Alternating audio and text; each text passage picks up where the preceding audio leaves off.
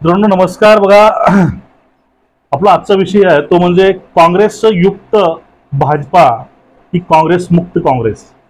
आता या निवडणुकीमध्ये जिंकणार कोण नेमकं, काँग्रेस की भाजप, हा विषय खूप वेगळाच आहे।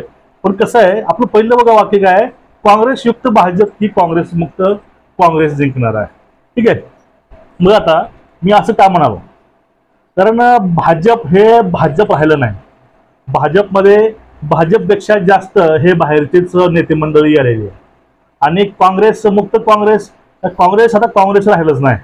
कारण काँग्रेसचे जे उमेदवार आहेत, नेते आहेत, ते पूर्णपणे साईडला सरकून गेले आणि त्यांनी पूर्णपणे आपलं जे राजकीय अस्तित्व काँग्रेससोबत होतं त्यांनी ते संपुष्टात आणून त्यांनी भाजपची संगत स्वीकारलेली आहे। आता याविषयी आपला आजचा व्हिडिओ असणार आहे। बघा, आता राष्ट्रीय मुख्य पक्ष किती आहेत। आता कसं असतंय, देशाचं जे राजकारण आहे ते लोकसभेवरती अवलंबून असतं आणि PM पदासाठी ते दावेदार असतात आणि त्याचं मनुष्यबळ संख्याबळ जास्ती आहे ते। आता बघा, जे बाहेरचे देश आहेत त्या ठिकाणी कसं असतं की एका देशामधून 2 लोक थांबतात निवडणुकीला PMच्या, म्हणजे आपल्या भारतामध्ये असं नाही। आपल्या भारतामध्ये जे खासदार निवडून येतात त्यांचं जास्त ज्यांचं मनुष्यबळ आहे त्यांचा PM होतो। म्हणजे आता या ठिकाणी विषय कुठला आहे, राष्ट्रीय मुख्य पक्ष किती आहे। आता राष्ट्रीय मुख्य पक्ष 2, काँग्रेस आणि राष्ट्रवादी आहे, पण त्यानंतर भाजप, मुख्य आणि बलाढ्य पक्ष 2च, काँग्रेस आणि भाजप। आता 1952 पासून ते 14 पर्यंत ही सत्ता काही प्रमाणामध्ये काँग्रेसचीच होती। मध्ये 2-3 वेळेस मध्ये भाजप आल्याने गेलं, पण सत्ता एक हाती ही काँग्रेसची होती। आणि त्यानंतर 2014 नंतर ते आजपर्यंत लगट 2 टर्म BJPची सत्ता आहे।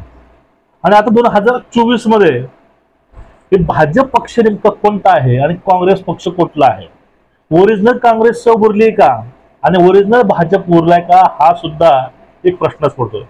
आता बघा, मोदी साहेबांना ठरवलेलं आहे की आता आम्हाला 400 पारचा आकडा पार करायचा आहे आणि 400 पारचा जर तुम्हाला आकडा पार करायचा असेल, समजून घ्या आपला महाराष्ट्र राज्य आहे, महाराष्ट्रामध्ये भाजप आणि काँग्रेसपेक्षा जास्त मतदार हा राष्ट्रवादी सेनेचा आहे।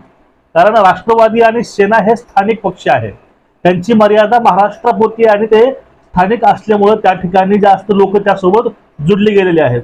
त्यामुळे काय, राष्ट्रवादी आणि सेनेचा मतदार हा महाराष्ट्रामध्ये जास्ती आहे आणि त्या मतदारावरती देशाचं पूर्ण राजकारण हे अवलंबून असणार आहे। आता महाराष्ट्रामधली हे गोष्ट झाली, बाकीच्या राज्यामध्ये पण तेच गोष्टी आहेत। जे प्रॉपरचे पक्ष आहेत, जे स्थानिक पक्ष आहेत, त्याच्यावरती राजकारण पूर्णपणे अवलंबून असतं। आता महाराष्ट्रामधली गोष्ट बघा, आता मुळामध्ये भाजपला तर 400 पारचा आकडा त्यांना पूर्ण पुढे न्यायचा असेल तर त्या ठिकाणी राजकारण आडवं येतं महाराष्ट्राचं। कारण महाराष्ट्रामध्ये 48 सीटा आहेत लोकसभेचे आणि हे 48 त्यांना क्रॉस केल्याशिवाय यांचा हा आकडा साध्य होणारच नाही। त्यामुळे आता जर महाराष्ट्रामधून 30 पेक्षा कमी सुद्धा भाजपचे आले, जागा आल्या, तर हे 400 पार स्वप्न हे पूर्ण होणार नाही। मग त्यामुळे त्यांना काहीतरी वाकड्या तिकड्या चाली ह्या चालाव्या लागेल आणि 400 पार आकडा यायचा असेल, आणायचा असेल, तर लहान लहान जे काही राज्य आहेत त्या ठिकाणी वर्चस्व हे स्थानिक पक्षांचं असेल किंवा अपक्षाचं असेल, त्या ठिकाणी त्या पक्षाला स्थानिक पक्षाचं जे अस्तित्व आहे ते अस्तित्व नामोनिश केल्याशिवाय किंवा त्याचं अस्तित्व संपवल्याशिवाय याचा डायरेक्ट फायदा हा भाजपला होणारच नव्हता। आणि काही स्थानिक पक्ष हे भाजप सोबत होते, काही स्थानिक पक्ष काँग्रेस सोबत होते। आता महाराष्ट्रामध्ये बघून घ्या, काँग्रेस सोबत राष्ट्रवादी काँग्रेस आहे आणि भाजप सोबत हा शिवसेना आहे। आता ज्या वेळेस तर काँग्रेसची ताकद जर कमी करायची असेल महाराष्ट्रामधून, तर यांना सेना फोडणं गरजेची होती। कारण सेना ठाकरे साहेबांनी शरद पवारांसोबत जाऊन दोघांची जी युती होती भाजपची शिवसेनेची तोडून त्यांनी आपली अलग सत्ता स्थापन केली होती। आणि त्यानंतर विषय असा येतो, मग ज्या वेळेस काँग्रेस सोबत शिवसेना आणि राष्ट्रवादी असेल तर महाराष्ट्रामध्ये महाराष्ट्र जिंकायला जाणार होता भाजपला। त्यामुळे त्यांनी कूटनीती वापरून त्यांनी पहिलं शिवसेना फोडली, स्त्री शिवसेना पूर्णपणे अपंग केली। शिवसेनेमधील अर्धे जे आमदार आहेत, 40 आमदार, त्यांनी पळवून त्यांनी आपल्या सोबत घेतलेले आहेत भाजपसोबत. ते म्हणजे एकूणच काँग्रेसची जी ताकद त्यांना नवीन भेटली होती, काँग्रेसला नवीन ताकद मिळाली होती की मित्रपक्ष शिवसेनेच्या माध्यमातून ती ताकद कमी करायचं काम हे भाजपने केलं.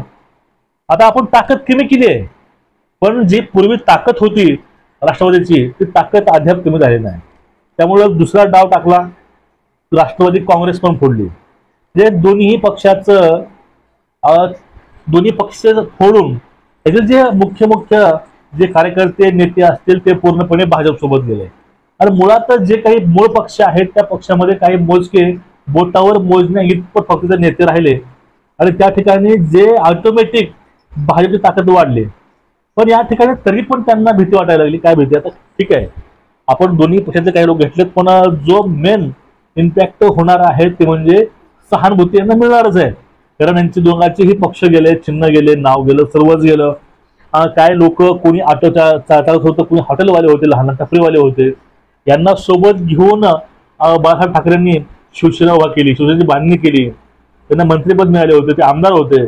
अशा लोकांनी ऐन टायमाला साथ सोडून यावेळेस पूर्णपणे अपंग ही शिवसेना राष्ट्रवादी झाले होते.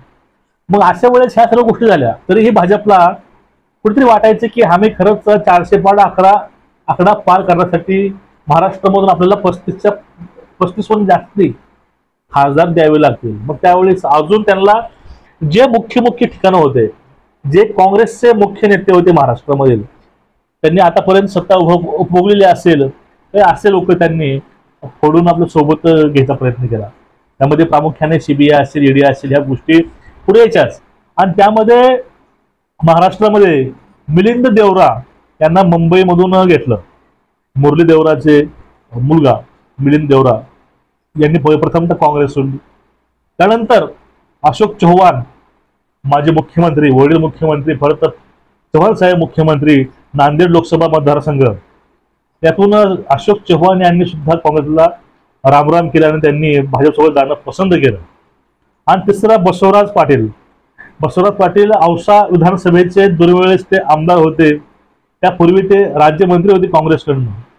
ते सुद्धा ऐन टायमाला काँग्रेसला रामराम करून त्यांनी हे आपलं भाजप सोडण्याचं पसंत केलं. त्या तिघाबरोबरच माजी केंद्रीय मंत्री म्हणा आपले शिवराज पाटील चाकूरकर यांची सून अर्चनाताई यांनी सुद्धा काँग्रेस सोडून भाजपसोबत जाणं पसंत केलं.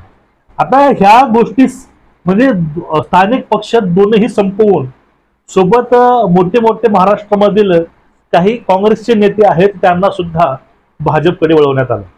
आणि या गोष्टीमुळे जे काँग्रेस आहे ते काँग्रेस हे अपंग झालं दिसते आपल्याला सध्या. कारण त्याचं जे गठबंधन आहे हे गठबंधन पूर्णपणे अर्ध गठबंधन आहे, म्हणावं असं परिपूर्ण नाही, पूर्ण ताकदीशीर नाही. आता जोपर्यंत माणसाच्या शरीरामधील पूर्ण अवयव असते त्यावेळेस म्हणतात की आपला तो माणूस तंदुरुस्त आहे आणि निरोगी आहे. पण त्याचे काही अवयव काढलेले असतील, हात पाय म्हणा, डोळे म्हणा, त्यावेळेस तो माणूस पूर्णपणे अपंग म्हणतो, तो असूनही काही कामाचा नसतो. असंच हे पक्ष आहेत त्यांचा आत्मा त्यांनी काढलेला आहे. काही महत्वाचे नेते, काही महत्वाचे फळीतील कार्यकर्ते त्यांनी पूर्णपणे आपल्याकडे केल्यामुळं हे पक्ष फक्त नावाला उरलेत. आणि काँग्रेस मुक्त काँग्रेस आहे. काँग्रेसमध्ये काहीच नाही, फक्त स्थानिक काही लोक आहेत ते लोक आहेत आणि जे आहेत यांची भूमिका हे काँग्रेस विरोधी आहेत. आणि त्यानंतर भाजपयुक्त काँग्रेसयुक्त भाजप जे झालेलं आहे आता, म्हणजे काँग्रेसचे मित्रपक्ष सोबत घेऊन, काँग्रेसचे नेते सोबत घेऊन आता आपण ताकद वाढवलेला भाजप हा पक्ष आहे. हा पक्ष सर्वांवर नक्कीच जाणार आहे. आणि यामध्येच आता जे महाराष्ट्रातील लहान पक्ष आहेत त्यामधीलच वंचित बहुजन आघाडी असेल. आता वंचित बहुजन आघाडी जी आहे प्रकाशजी आंबेडकरांची, त्याची गोष्ट काय आहे, ठीक आहे पक्ष चांगला आहे, तत्व चांगले आहे, सर्व चांगलं आहे, पण ताकद आहे, जी ताकद आपली थोडी कुठेतरी अपुरी ताकद पडते त्यांना फेस करण्यासाठी भाजपला आणि काँग्रेसला. त्यामुळं थोडंसं यांचं चिंता वाढलेलीच आहे.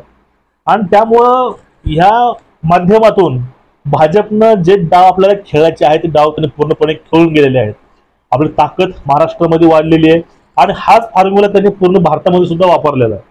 आता याचा नेमका फायदा ह्या इलेक्शनला होणार आहे का, किंवा याचा नक्की त्यांना फायदा होईल का, तुमचं मत खाली नक्कीच सांगा. आणि या निवडणुकीमध्ये काँग्रेसयुक्त भाजप जिंकेल की काँग्रेस मुक्त काँग्रेस जिंकेल हे पण तुम्ही कमेंट करून नक्कीच सांगा. तुम्हाला व्हिडिओ आवडत असतील चॅनलला सबस्क्राईब करा आणि बेल आयकॉन दाबा. जय हिंद.